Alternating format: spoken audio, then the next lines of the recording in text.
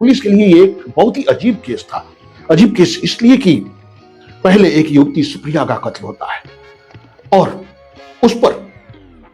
उस चॉपर पे जो फिंगरप्रिंट मिलते हैं वो कंप्यूटर के जरिए ये बात कंफर्म हो जाती है कि इसका कत्ल रघुनाथ शर्मा ने किया है। और जब पुलिस रघुनाथ शर्मा तक पहुंचती है तो पता लगता है कि रघुनाथ शर्मा 3 साल पहले कोरोना काल में मारे जा चुके हैं। उसके बाद सूरज का कत्ल होता है। उस चॉपर पर भी जो फिंगरप्रिंट मिलते हैं वो रघुनाथ शर्मा के हैं। तो आखिर सच क्या है? पुलिस को पूरा यकीन है कि रघुनाथ शर्मा कहीं छुपे हुए हैं। वो बदला लेने के लिए पहले सुप्रिया को और फिर उसके भाई सूरज को मारा है। अब पुलिस किसी भी तरह रघुनाथ शर्मा तक पहुंचना चाहती है और उसके लिए टीम बना के अलग अलग शहरों में भेजा गया है। पूरे देश में जहां जहां उसके रिश्तेदार हैं उन सबके मोबाइल सर्विलांस में लगाए जा चुके हैं, लेकिन कहीं से कोई सुराग नहीं मिलता। आखिर क्या होता है इस केस का अंजाम? इसी कड़ी में आपको पूरी कहानी सुनने को मिलेगी। नमस्कार, मैं हूं पारस जायसवाल, राइटर। सस्पेंस कहानियों की दुनिया में आपका स्वागत है और इस कहानी का टाइटल है मौत के बाद। तो आइए स्टार्ट करते हैं ये तीसरी कड़ी। अगर इसके पहले के 2 कड़ियां आपने नहीं, 2 एपिसोड आपने नहीं देखे हैं तो प्लीज उसे पहले देख लीजिए, क्योंकि एपिसोड 1 और एपिसोड 2 देखना जरूरी है। ये तीसरी कड़ी अंतिम कड़ी है जो इस कहानी का समापन है। पुलिस को कोई सबूत नहीं मिलता जिससे पुलिस रघुनाथ शर्मा तक पहुंच सके या उनके बारे में पता लगा सके कि वो कहां छुपे हुए हैं। ऑफिसर बदलते हैं लेकिन सबके अंदर एक जिद है कि इस केस को सॉल्व करके रहेंगे। पुलिस के लिए यह केस एक मजाक की वजह बन जाता है। इस केस का नाम लेकर लोग पुलिस का मजाक उड़ा रहे हैं। ऑफिसर बदलते हैं, वो भी लगातार इस केस पर काम करते हैं।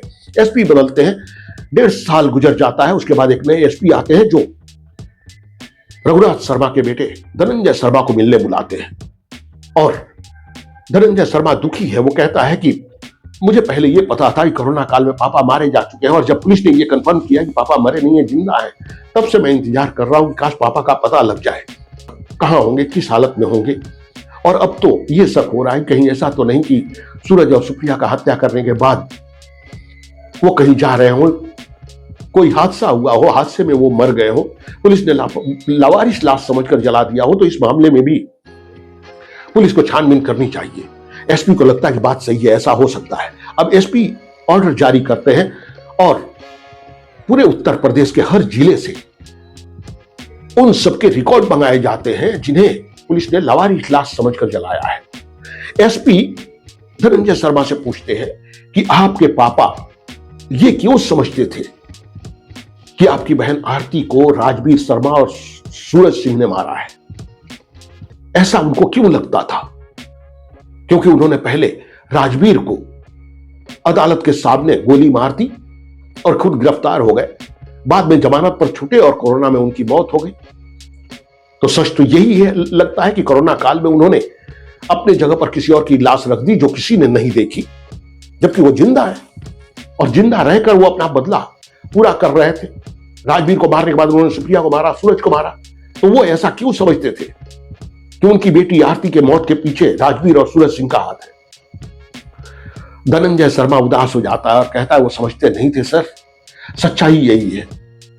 मेरी बहन आरती शर्मा, जिसकी शादी राजवीर शर्मा के साथ हुई थी, आरती शर्मा बहुत ही सीधी सादी और सादगी के साथ रहने वाली लड़की थी। कोई अगर उसे डांट भी दे तो एक जवाब नहीं देती थी। किसी को पलट कर जवाब देना तो उसने सिखा ही नहीं था। और उसकी ये सादगी ही शायद राजवीर को पसंद नहीं आई कि राजवीर का अफेयर सुप्रिया नाम की लड़की के साथ शुरू हुआ जिसका भाई था सूरज। धीरे धीरे ये बात आरती को पता लगी, लेकिन आरती को यकीन नहीं हो रहा था कि उसका पति राजवीर ऐसा कर सकता है। आखिर एक बार आरती ने राजवीर से पूछा कि ये जो लोगों में अफवाह फैल रही है, लोग मुझ तक ये बात लेकर आ रहे हैं, क्या ये सच है कि आपका अफेयर सुप्रिया के साथ है? और राजवीर कहता कि हाँ, मैं सुप्रिया से प्यार करता हूं, तुम्हें तलाक देकर मुझे उससे शादी करनी है। और आरती बुरी तरह रो पड़ती है, कहती है नहीं, मैं मर जाऊंगी लेकिन तलाक नहीं दूंगी, किसी हालत में तलाक नहीं दूंगी। अब राजवीर और सूरज बात करते हैं और दोनों इस बात के लिए फैसला करते हैं, आपस में तय करते हैं कि अगर तलाक का मामला खड़ा हुआ तो पता नहीं तलाक में कितने साल लग जाए, और जब तक तलाक नहीं हो जाता वो राजवीर सुप्रिया से शादी नहीं कर सकता। सूरज भी चाहता था कि राजवीर सुप्रिया से शादी कर ले। तो तलाक में न जाने कितने साल गुजर जाते और फिर भी तलाक मिले ना मिले कोई पता नहीं। दूसरी बात यह थी कि इन लोगों को लग रहा था कि रघुनाथ शर्मा दुश्मन बन जाएंगे और घर में दुश्मनी खड़ी हो जाएगी। तो उन दोनों ने उसके लिए आरती को रास्ते से हटाने का प्लान बनाना शुरू किया और उसी रात को आरती ने मेरे पापा को, रघुनाथ शर्मा को वीडियो कॉल किया। टेरेस पर बैठकर वो पापा को वीडियो कॉल पर बताने लगी कि राजवीर सुप्रिया से प्यार करते हैं, वो मुझे तलाक देकर उससे शादी करना चाहते हैं, मैं मर जाऊंगी लेकिन तलाक नहीं दूंगी। अब वो रो रही है फूट फूट कर। वही रोते रोते पापा, उसकी हालत देखकर पापा ने चीख कर हम लोगों को भी बुला लिया। मेरी पत्नी भी आ गए और वीडियो कॉल पर हम सामने देख रहे थे आरती को रोते हुए। वह फूट फूट कर रो रही थी और बता रही थी। उसने ये भी बताया कि उसी दिन दोपहर को झगड़ा हुआ था और किचन में राजवीर ने आरती के हाथ जला दिए थे, गर्म पानी में हाथ डाल दिया था। आरती ने मोबाइल सामने रखा और अपने दोनों हाथ दिखा रही थी कि देखिए मेरे दोनों हाथ आज उन्होंने जला दिए। पापा देखकर बुरी तरह डिस्टर्ब हो गए, दुखी हो रहे थे और उसी वक्त राजवीर और सूरज ऊपर आए थे। उन लोगों ने उसी रात आरती को प्लान करके मारने का फैसला किया था। उनको नहीं मालूम था कि वीडियो कॉल ऑन है और हम लोग वीडियो कॉल पर मौजूद हैं, देख रहे हैं। हमारे सामने ही राजवीर ने एक लकड़ी के बट्टे से जोरदार चोट उसके सर पर मारा था, आरती के सर पर। आरती चीख कर नीचे गिरने लगी। उसने बाल पकड़ के उसे उठाया और सीधे टेरेस से नीचे धक्का दे दिया था। हमने आरती की चीखें सुनी, लेकिन गलती यह हुई कि हम लोग रोते चीखते रह गए और उसमें हमें याद नहीं रहा कि हम स्क्रीन रिकॉर्डर ऑन कर देते तो वो हमारे लिए एक सबूत बन जाता, लेकिन हमारे पास कोई सबूत नहीं था। पापा मैं तुरंत पुलिस स्टेशन पहुंचे। हमने रिपोर्ट दर्ज करवाया कि उन लोगों ने, हमने वीडियो कॉल पर देखा है राजवीर और सूरज ने मेरी बहन को मार दिया है, आरती को मार दिया है। और तब तक पुलिस को खबर मिली कि आरती नाम की एक महिला टेरेस से गिरकर मर गई है। हमारे रिपोर्ट दर्ज कराने पर पुलिस ने सूरज और राजवीर को गिरफ्तार तो किया, लेकिन डॉक्टर की जो पोस्टमार्टम रिपोर्ट आई उस रिपोर्ट में साफ साफ लिखा था कि नीचे गिरने की वजह से सर में चोट लगी और सर में चोट लगने की वजह से उसकी मौत हुई है। मतलब केस पूरी तरह कमजोर था। हमारे पास कोई सबूत नहीं था कि हम साबित कर पाए कि आरती को राजवीर और सूरज नहीं मारा है। पापा ये बात समझ रहे थे, वो बुरी तरह डिस्टर्ब थे। रात भर उठ के पैदल घर में ही टहलते रहते थे। समझाने की कोशिश करता था, मैं उन्हें तसल्ली देता था, लेकिन मैं उन्हें मना नहीं सका। मुझे भी पता नहीं चला कि पापा ने ना जाने कहां से पिस्तौल का अरेंजमेंट किया। और उसके बाद उस दिन जब अदालत में राजवीर और सूरज की पेशी थी, राजवीर अदालत से बाहर निकला और बाहर मेरे पापा सामने खड़े थे। पापा ने सीधे राजवीर को 2 गोलियां मार दी। वो सूरज को भी मारना चाहते थे, लेकिन सूरज अदालत के अंदर था। मजबूरन पापा ने अपना पिस्तौल फेंका और पुलिस के सामने सरेंडर कर दिया। गिरफ्तार कर लिए गए। 8-9 महीने के बाद उनको जमानत मिली थी।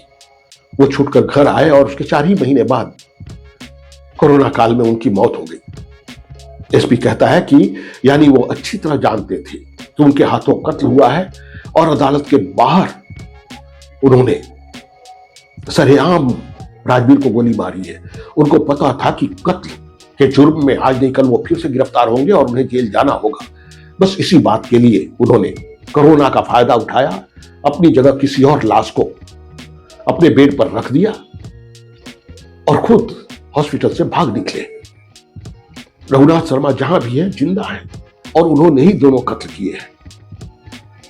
अब पुलिस जब लवारिश लाशों की रिकॉर्ड मंगाती है तो उस रिकॉर्ड में भी कहीं रघुनाथ शर्मा की शिनाख्त नहीं हो पाती। उन तस्वीरों में या बाकी डिटेल्स की जानकारी के अनुसार वो रघुनाथ शर्मा उन मरने वालों में कोई भी नहीं है। अब पुलिस एक बार फिर उसी ट्रैक पर चल रही है कि रघुनाथ शर्मा का पता लगे, कहां से लगे। धनंजय शर्मा को नहीं मालूम, लेकिन उसके घर के सारे मोबाइल, सारे रिश्तेदार के मोबाइल अभी भी सर्विलांस पे लगे हुए हैं और तलाश या इंतजार सिर्फ रघुनाथ के कॉल की है कि रघुनाथ शर्मा किसी रिश्तेदार को तो कभी कॉल करेंगे, लेकिन कोई कॉल नहीं आता। फिर एक बार धनंजय शर्मा एसपी से मिलने आता है और कहता है कि सर मैं बहुत डिस्टर्ब हूं। पहले मैं पापा का श्राद्ध किया करता था, उनकी बरसी मनाया करता था, लेकिन जब से आप लोगों ने बताया कि वो जिंदा है, तब से मैंने बरसी मनाना, श्राद्ध करना भी छोड़ दिया है। मैं चाहता हूं कि वो वापस आ जाए किसी भी तरह। इसलिए मैं अखबार में एक अपील छपवाना चाहता हूं, आपकी इजाजत चाहता हूं। और एसपी उसे बात करने के बाद इजाजत दे देते हैं। दूसरे दिन अखबार में धनंजय शर्मा की अपील छपती है, जिसमें लिखा है कि पापा आप जहां भी हो प्लीज वापस आ जाइए। हाँ, मैंने वकील से बात कर लिया है, आप मेंटली अनस्टेबल हैं, इसलिए कोर्ट आपको जेल नहीं भेजेगी, आपको असाइलम या किसी हॉस्पिटल में भेजा जाएगा। आप वहां सुरक्षित तो रहेंगे, आपकी देखभाल के लिए वहां डॉक्टर होगा, आपको खाना पीना वक्त पर मिलेगा, हम भी वहां आके आपको देखते रहे। मेंटल स्थिति को देखते हुए अदालत बहुत लंबा सजा नहीं सुनाएगी, अगर सजा भी हो गई तो बहुत थोड़ी सी सजा होगी। तो आप वापस आ जाइए पापा, आप किसी तरह हमसे संपर्क कीजिए। आपको पुलिस के हवाले नहीं होने दिया जाएगा। वकील साहब ने कहा है कि सीधे कोर्ट में आपका सरेंडर करवा देंगे और आपको सीधे असाइलम भेज दिया जाएगा या हॉस्पिटल भेज दिया जाएगा। जो भी होगा, आपके साथ कोई गलत बर्ताव नहीं होगा पापा, आप वापस आ जाइए हमारे लिए, हमारी तसल्ली के लिए। और ये सब अखबार में छपता है, एसपी भी पढ़ते हैं, पूरे पुलिस वाले पढ़ते हैं। अब सबको इंतजार है और सबको उम्मीद बनने लगी है कि अब रघुनाथ शर्मा किसी न किसी तरह फोन करेगा। धनंजय शर्मा ने भी कह रखा है एसपी को कि अगर मुझे कोई खबर मिली तो मैं सबसे पहले आपको खबर करूंगा। धनंजय शर्मा के घर के सारे मोबाइल सर्विलांस पे है, पुलिस अपना काम कर रही है, लेकिन कहीं से कोई नतीजा सामने नहीं आता। वक्त गुजरता चला जाता है और आखिर एक के बाद दूसरे, दूसरे के बाद तीसरे 7 साल गुजर जाते हैं। फिर एक एसपी की एंट्री होती है। एसपी उस केस की पूरी फाइल को देखते हैं। फाइल को देखने के बाद वो धनंजय शर्मा को बुलाकर बात करते हैं और ये अंदाजा लगाते हैं कि इतनी छानबीन के बावजूद अगर रघुनाथ शर्मा के बारे में किसी को कुछ पता नहीं लगा और पुलिस उन तक नहीं पहुंच पाई, तो ये हो सकता है कि यहां दोनों कत्ल करने के बाद वो यहां से उत्तर प्रदेश से ही निकल गए हो, किसी और प्रदेश में पहुंच गए हो और वहां किसी हादसे में उनकी मौत हो गई हो, वहां लवारिस लाश समझकर उन्हें जला दिया गया हो। तो ये बात अब मानी जा सकती है कि उनकी मौत हो चुकी है, वरना पुलिस किसी भी तरह उन तक जरूर पहुंच जाती। जिस तरह से सर्विलांस पे सारे मोबाइल लगाए गए थे, सारे रिश्तेदारों को पूछताछ की गई, कहीं से कुछ नहीं मिला, यानी कि वो मारे जा चुके हैं। और इस आधार पर एसपी की इस केस को क्लोजर रिपोर्ट लगा देता है कि पूरी संभावना है कि इन दोनों कत्ल के कातिल मुलजिम रघुनाथ शर्मा जरूर किसी हादसे में या किसी वजह से मारे जा चुके हैं, वरना वो पुलिस के हाथ जरूर लगते। लिहाजा उन्हें मरा हुआ मानकर इस केस को क्लोज किया जाता है, क्लोजर रिपोर्ट लगाई जाती है और एसपी क्लोजर रिपोर्ट लगा देते हैं। ये केस बंद हो जाता है। उसके बाद अब पिछले 7 सालों से धनंजय शर्मा जो अपने पिता की बरसी नहीं मना रहा था, उनका श्राद्ध नहीं कर रहा था, इस साल इलाहाबाद के संगम तट पर पहुंचता है, अपने पिता का श्राद्ध मनाता है, उनकी बरसी मनाता है, उन्हें श्रद्धांजलि देता है और इस तरह बात करता है जैसे उसके पिता सामने खड़े हो और कहता है कि पापा मैं भी आखिर आप ही का बेटा हूं ना। आरती की मौत आप ही ने नहीं देखी थी, उस वीडियो कॉल पर मैंने भी उसे मरते हुए देखा था पापा।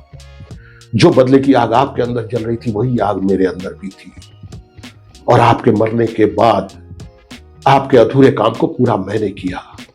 सुप्रिया और सूरज को मैंने मारा है पापा, आप ही का बेटा हूं ना, आपका बदला मैंने पूरा किया। आप जिस बदले की आग में जल रहे थे, उसी बदले की आग में तो मैं भी जल रहा था। आपने राजवीर को मार दिया, उसके बाद जेल हो गई, जेल से वापस लौटे और कोरोना काल में आप मारे गए, आपकी मौत हो गई। लेकिन मेरे दिल में वो बदले की आग जल रही थी। सूरज अदालत से छूटने के बाद सीधे पंजाब जा चुका था। मैं अगर चाहता तो चुपचाप दोनों को मार देता, सुप्रिया को भी और सूरज को भी, लेकिन मैं चाहता था कि दुनिया के सामने आरती के मौत की सच्चाई आनी चाहिए। वो कहानी सबके सामने एक बार फिर खुलनी चाहिए कि आरती को राजवीर और सूरज ने मारा था। सुप्रिया चरित्रहीन औरत थी जो एक शादीशुदा के साथ अफेयर चला रही थी। ये सारी सच्चाई दुनिया के सामने आना चाहिए, इस वजह से मैं इंतजार करता रहा। और 1 हफ्ते पहले जब सूरज उस घटना के, सुप्रिया के मरने के 1 हफ्ते पहले सूरज जब पंजाब से गांव वापस लौटा तो मैंने अपना काम शुरू किया। मैंने सबसे पहले सुप्रिया को मारा। पापा, आपको याद है कि एक बार आपकी तबीयत खराब थी, आपकी कोई कुंडली तो थी नहीं, और मैं बनारस जा रहा था, तो मैंने आपके दोनों हाथों का प्रिंट फोटो खींचा था अपने मोबाइल से, अपने 4K मोबाइल से मैंने आपके हाथों की फोटो ली थी। वो फिंगरप्रिंट मेरे पास मौजूद था। एक ज्योतिषी को आपके हस्तरेखा दिखाने के लिए वो लिया था, वो मेरे पास मौजूद था। और मैं जूते की फैक्ट्री चलाता हूं, मुझे मालूम है लेदर का और सिलिकॉन का इस्तेमाल कैसे किया जाता है। और फिर मैंने प्लान किया, मैंने आपके उन्हीं फिंगरप्रिंट के जरिए सिलिकॉन की झिल्ली बनवाई, आपके फिंगरप्रिंट की झिल्ली, जिसे मैंने हाथों में पहना, और उसी हाथ से चॉपर पकड़ के मैंने सुप्रिया का गला काटा। मैं चॉपर फेंक के चला आया। मैं जानता था कि पुलिस छानबीन करते करते आखिर फिंगरप्रिंट के जरिए जरूर पुलिस को पता लग जाएगा कि ये कत्ल रघुनाथ शर्मा ने किया है, और पुलिस को जब पता लगेगा कि रघुनाथ शर्मा मर चुके हैं तो पुलिस हैरान होगी और फिर पुरानी कहानी खुलेगी। और ऐसा ही हुआ, पुरानी कहानी खुली मीडिया में हर जगह। रघुनाथ शर्मा ने राजवीर को मारा था क्योंकि उनकी बेटी की हत्या राजवीर ने की थी, ये सारी कहानी खुलती चली गई। उसके बाद मैंने सूरज को मार दिया। सूरज को मारने के बाद भी मारते वक्त भी मैंने वही किया था। आप ही के फिंगरप्रिंट की झिल्ली मैंने अपने उंगलियों में, हाथ में पहन रखी थी, और मैंने वो चॉपर वहां पे फेंक दिया।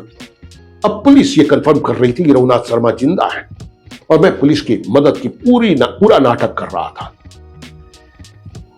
सुप्रिया और सूरज को मारने के बाद पुलिस की छानबीन में मैं मदद तो करता रहा, दिखाता रहा मैं कि मुझे आपकी तलाश है, मैं खुद चाहता हूं आप वापस आ जाए। और अब जबकि ये केस क्लोज हो चुका है पापा, मैंने पिछले 7 सालों से आपका श्राद्ध नहीं किया, आपकी बरसी नहीं बनाई, लेकिन आज लगता है कि आज आपकी आत्मा को शांति मिल गई होगी, आपके दिल की वो बदले की आग बुझ गई होगी, क्योंकि मैंने मार दिया उन दोनों को जिसने हमारी बहन को और आपकी बेटी को मारा था। आज आपकी आत्मा को ही नहीं बल्कि आरती की आत्मा को भी शांति मिल गई होगी, और वो अपने पिता को श्रद्धांजलि देता है। दोस्तों, ये कहानी यहां खत्म होती है। ये कोई काल्पनिक कहानी नहीं है। किसी और के फिंगरप्रिंट की सिलिकॉन की झिल्ली बनाकर कई बार ऐसे केस सामने आ चुके हैं देश में। कई बार इस तरह की झिल्ली का इस्तेमाल करके क्राइम को अंजाम दिया गया है, जिस पर फिल्में भी बनी हैं। और ये बहुत आसान नहीं है तो बहुत मुश्किल भी नहीं है। लेकिन एक बात और कि इस तरह की कारनामे पहले करके कोई बच सकता था, आज नहीं बच सकता। आज एआई के जरिए फिंगरप्रिंट मिलने के बावजूद एआई के जरिए ये चेक किया जा सकता है, और ये बात खुलकर सामने आ सकती है कि कातिल के ही ये फिंगरप्रिंट है या उसने फिंगरप्रिंट की कोई झिल्ली पहन रखी थी। ये बात भी आज खुलकर सामने आ सकती है। तो आज इस तरह के कत्ल करने वाला, इस तरह के तरीके लगाकर कत्ल करने वाला बच नहीं सकता। तो ये थी आज की कहानी। कैसी लगी आपको ये कहानी?